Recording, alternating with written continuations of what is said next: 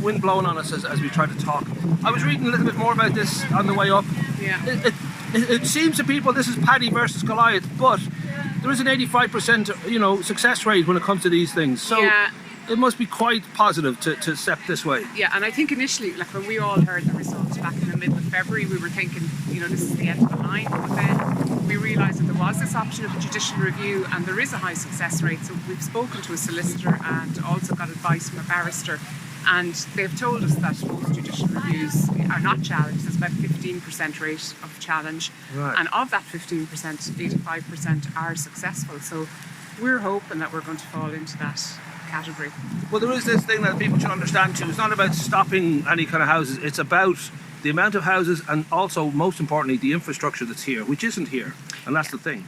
That's exactly it. I mean, we're all in favour of housing, but we kind of feel that, all our residents, the new ones and the ones who are already here, deserve a decent standard of living too.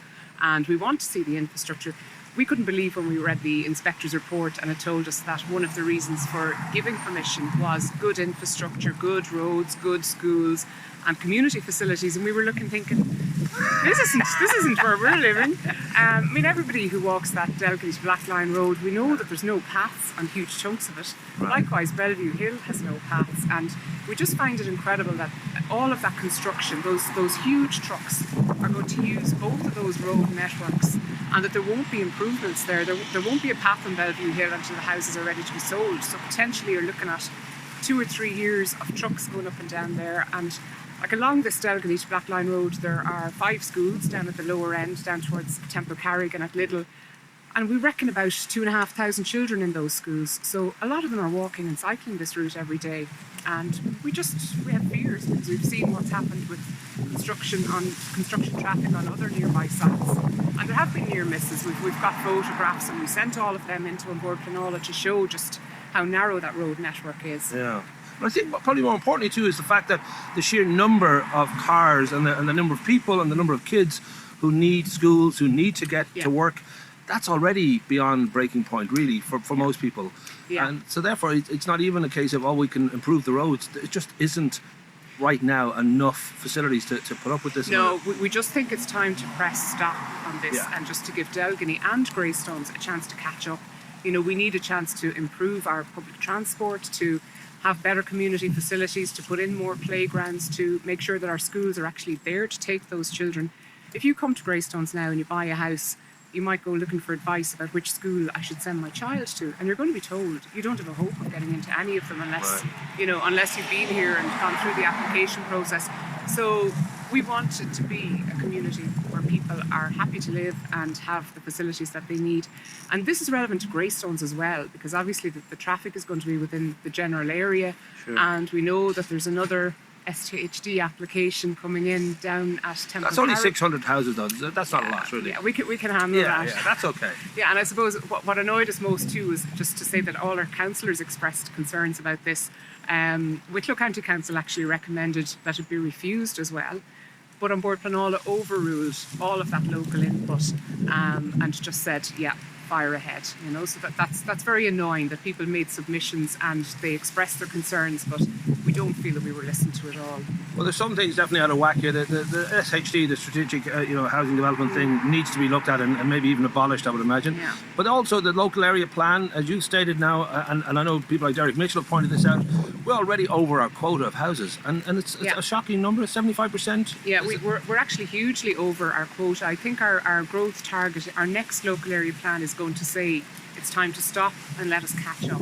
Right. And it looks like the zoning that's here at the moment and the planning permissions that are there, we don't need any more houses to fill our target to 2031. So in the next 10 years, we actually don't need any more houses. Okay. What we do need is infrastructure and catch up. So I guess developers are aware of a lot of this and they're trying to get in before the gate closes, before they don't. And especially with the SHDs, they're just trying to get all their planning permissions sorted before there's a shutdown and they have to go through the old school.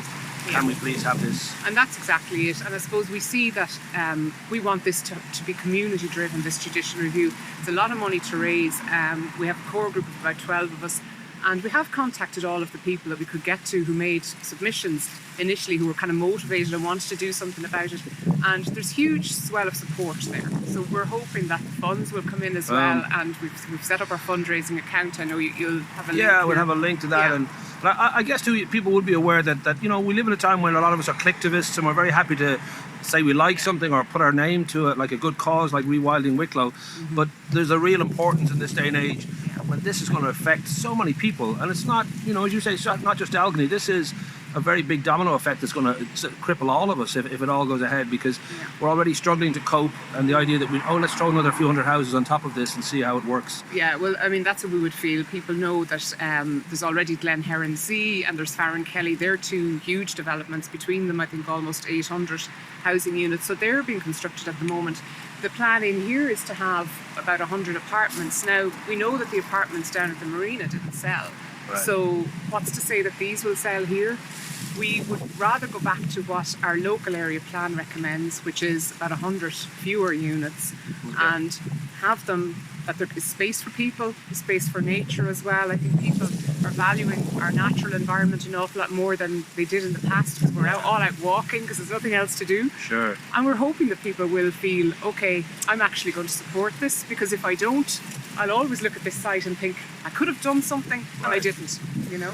No, we should say that it is expensive, 36,000, but in cases, and there's been an 85% success rate, you get 80% of that back after the legal costs. So there's a sort of strong feeling that even though it's a huge chunk of change, it won't be money thrown away in any way. Yeah, you can apply afterwards if you're successful to get your fees back, and generally there's a certain amount that's recoverable, and we would hope to be able to say to people who donate, if we're successful and we get that money back, you'll have the option of either donating to a local charity or getting a refund. And we have good people managing our financial side of things, and we have a great committee actually. We didn't know each other beforehand, but we're getting to know each other. Some are kind of younger couples or whatever, others are here a longer time and maybe don't live quite as close to the site, but we all care about Delgany and we want to... Well, it's DelganyJR, is that a tribute to J.R. Ewing from Dallas? Just the, we were thinking of J.R. Delgany, and somebody raised that very point with us, but that was for those of us who are of a certain vintage, Paul, right. So J.R. stands for Judicial Review? Judicial Review. There you go. Well done. There you go. And so we should say that there is a sense of like an optimism that this will, be successful. It's certainly the right thing to do, because otherwise it's just a case of lying down and literally letting the bulldozers come over. I think that's it. It's time for people to take a stand, and that's what we want them to do. We want them to put their hand in their pocket if they support this as a community action. We want to crowdfund it, and we hope that people will do that and that we will be successful. Now, just finally, if I contribute to this now, can I write it off as charity or as a religious contribution? Really, if it's towards the convents and so religious contribution, that's a bigger tax break. It probably depends on your accountant, Paul.